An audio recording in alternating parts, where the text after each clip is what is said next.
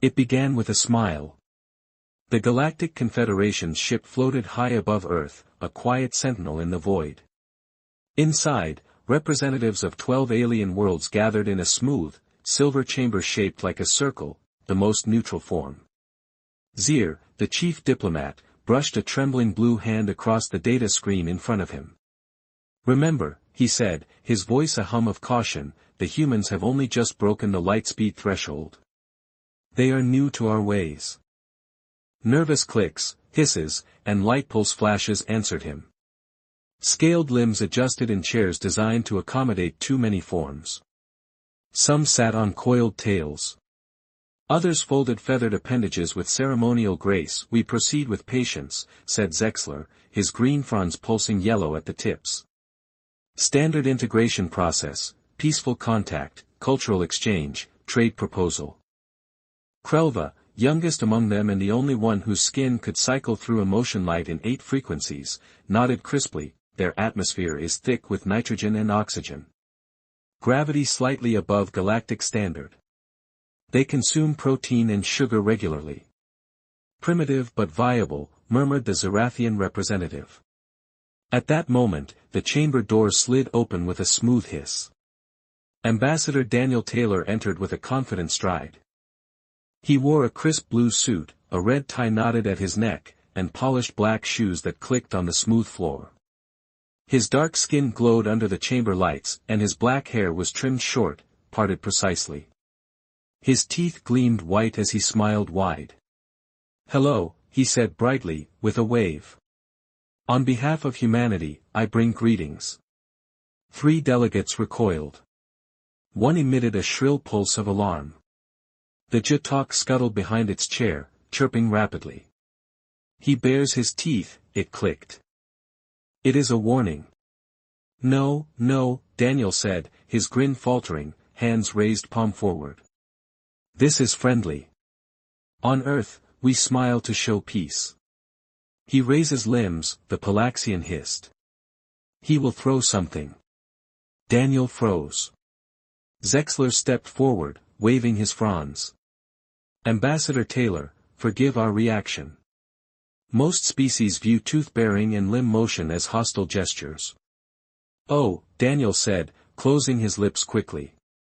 "My apologies. Perhaps." Zexler gestured to the empty seat. "We begin anew." Daniel nodded, carefully walking forward, his posture rigid with restraint. He took his seat. Krelva watched as his eyes scanned the table, then locked with the melon across from him.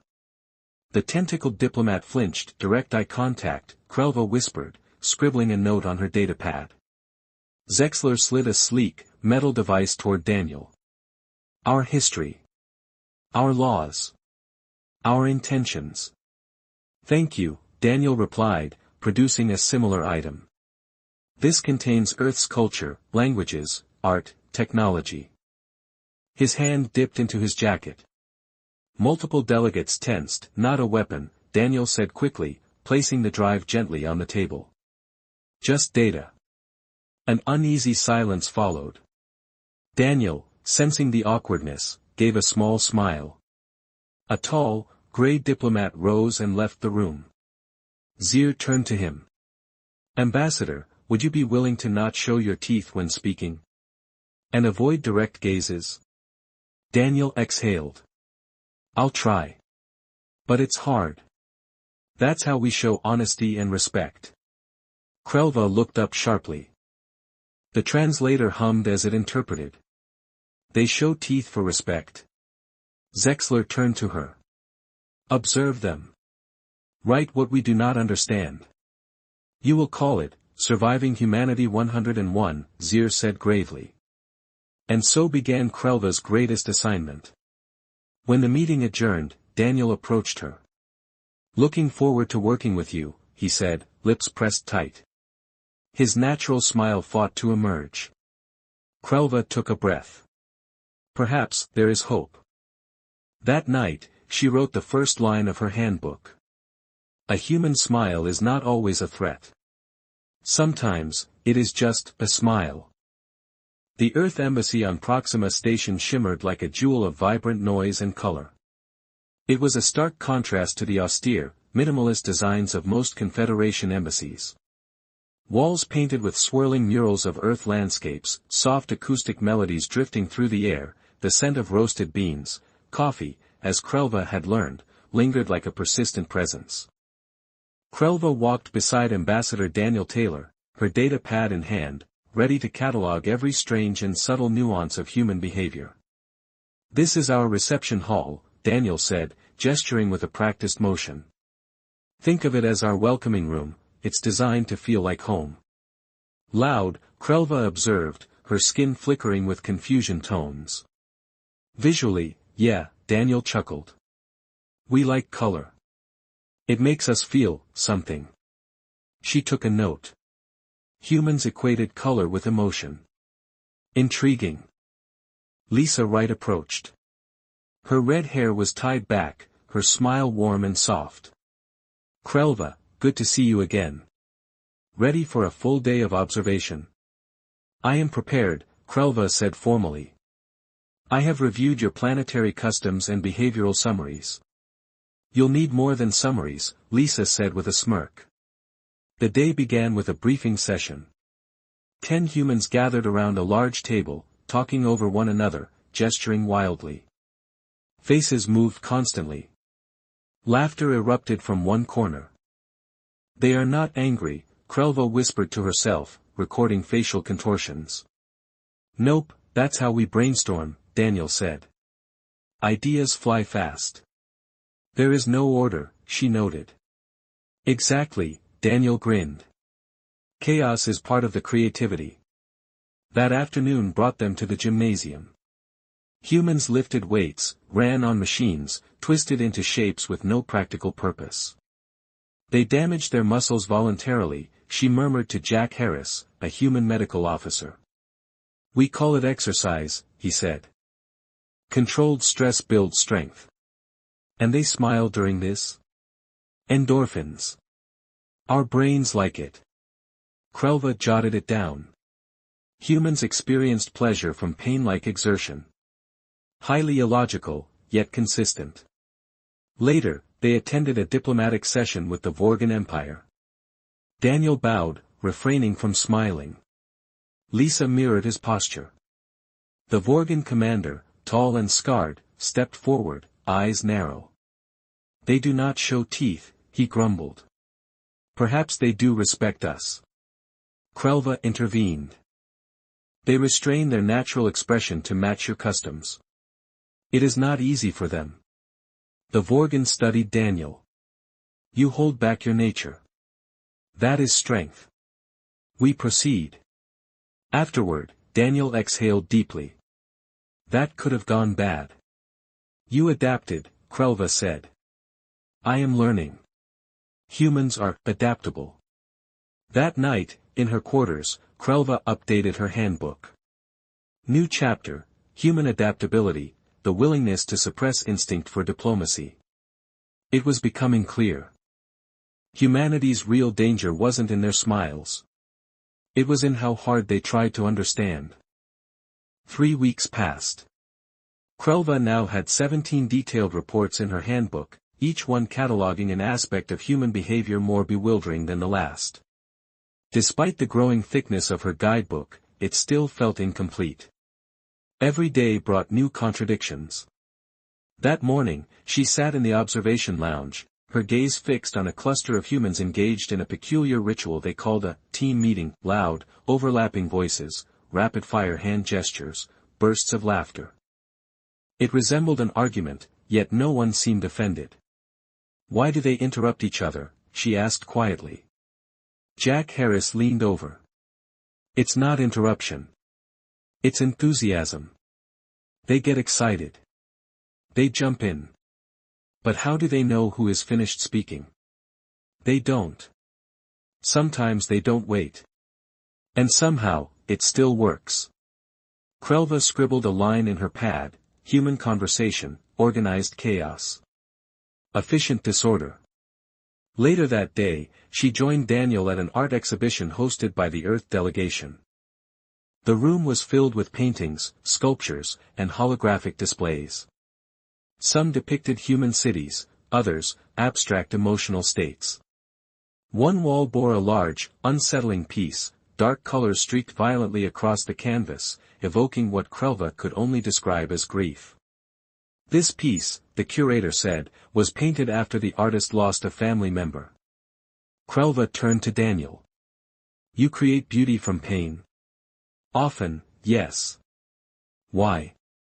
Because it helps us process it. Transform it. Humans did not just feel emotion, they transmuted it. Pain became color. Loss became song. Confusion became comedy. Krelva stood frozen before a sculpture of a man embracing a child, both rendered from twisted steel. It should have looked violent. Instead, it radiated love. Our art is how we tell the truth, Daniel said. Even when words fail. She added a chapter that night, Human Expression Through Creation. She struggled with the conclusion, humans create not to control their world, but to connect with others in it. Her reflections were interrupted by an urgent message. Ambassador Ryan Cole had caused a diplomatic crisis on Ha Prime. At a ceremonial feast, he refused to eat a sacred fungus. Before anyone could explain, he had begun to weep. The Hest interpreters, unused to human emotional leakage, panicked. They believed he was cursing their traditions. Until they realized he was apologizing. Krelva joined Daniel and Lisa in the Situation Room. Reports from Ha Prime rolled in. The misunderstanding had nearly fractured diplomatic ties. Instead, moved by what they now understood was emotional sincerity, the Hest offered humanity exclusive trade privileges. They gave us what we wanted, Lisa said, eyes wide, because we cried. We didn't mean to, Daniel muttered. Ryan has a severe allergy. He was trying to be respectful. Krelva noted the sequence. Incident emotion interpretation benefit. It was not strategy. It was human nature. And it was more powerful than any diplomacy. She updated the guide, Chapter 19, Tears and Laughter, Involuntary Persuasion. Not manipulation. Just humanity. 6 days later, Krelva and Daniel stood in the main assembly chamber of the Galactic Security Council. A curved gallery of 25 species gazed down from tiered levels, their many eyes, stalks, lenses, and light sensors fixed on the 2 humans and 1 Jaxari diplomat. The atmosphere was tense. The council head, Eler of the Sholden, tapped a long finger on the transparent podium. We are here to address the continued disruption caused by human diplomatic behavior. Respectfully, Lisa began, her voice even, these so-called disruptions are a result of cultural misinterpretations, not aggression. Yet the facts stand, said a dark-plated representative from the Archon, since their inclusion, there have been over 37 incidents involving human diplomats. Daniel stepped forward, we are adapting as quickly as we can. But our nature isn't something we can rewrite overnight. Krelva raised her voice, a rare event for her species. I have studied humans closely. I submit that their actions are not dangerous, only misunderstood. They are expressive, emotional, but never malicious. Several delegates murmured. One clicked in frustration. Explain the incident on Centauri Prime, then. Ambassador Foster made a verbal sound described as humorous. 3 delegates fainted. A joke, Daniel admitted. He thought laughter might ease the tension. He didn't understand the depth of the ceremonial tone. We're learning. Learning on the galaxy's time, someone muttered. Krelva tapped her data pad, consider this, no species in the Confederation has adapted their customs as rapidly as the humans. In 4 months, they have rewritten their diplomatic protocols, trained ambassadors to suppress natural behavior, and even adopted emotional restriction, at great psychological cost. That is not discipline, a tri-eyed delegate snapped, that is volatility. Krelva's skin shimmered a calm lavender. Volatility can breed creativity. Misunderstanding can be a step toward deeper understanding. Daniel nodded. We've cried at meetings, smiled in war rooms, and yes, joked during treaties. We've made mistakes. But we've also opened new doors.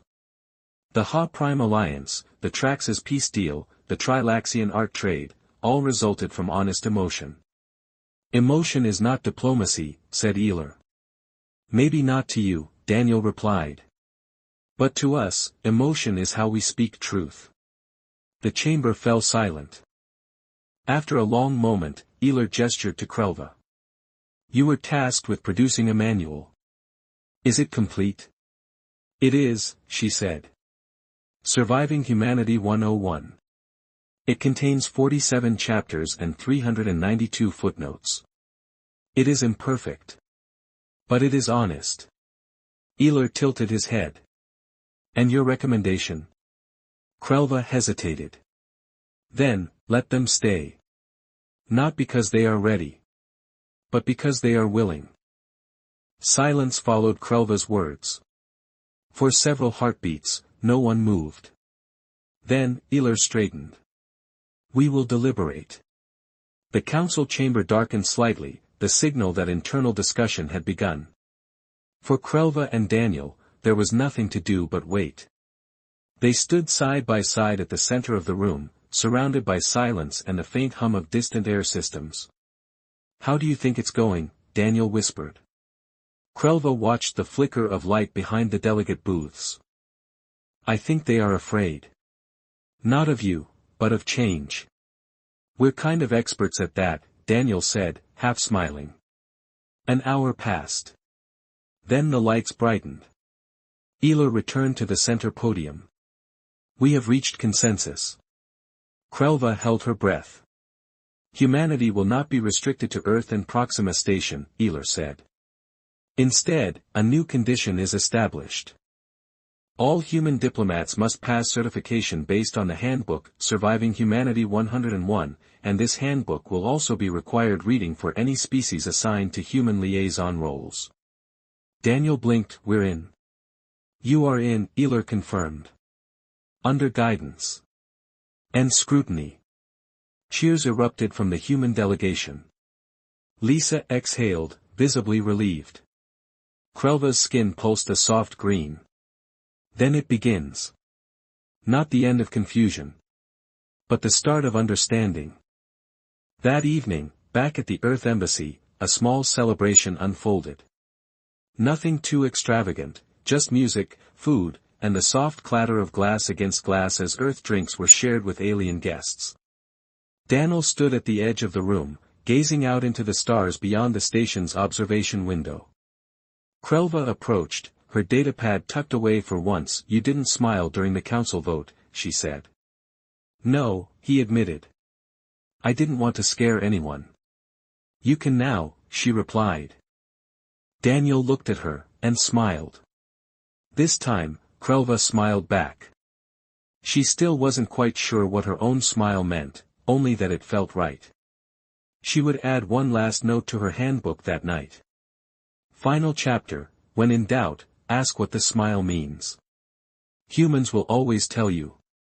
And they usually mean well. End.